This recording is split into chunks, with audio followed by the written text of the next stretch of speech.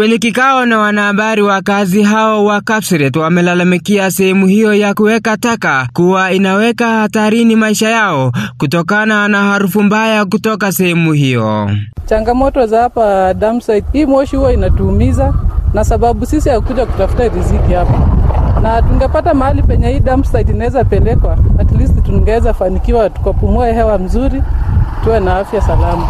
Hasa kama saa hii kunaenda msimu wa mvua kunyesha, takataka huwa inafika mahali kama hapa hivi. Na tumejaribu kuteta, tumejaribu kulia, tumelilia watu wengi, hatupati usaidizi yoyote. Wakati huo huo, wakazi hao wamesema kuwa sehemu hiyo ya kuweka taka iko karibu na makazi ya watu, ambapo wanahofia kupatwa na magonjwa kutokana na hali mbovu ya mazingira inayowazingira.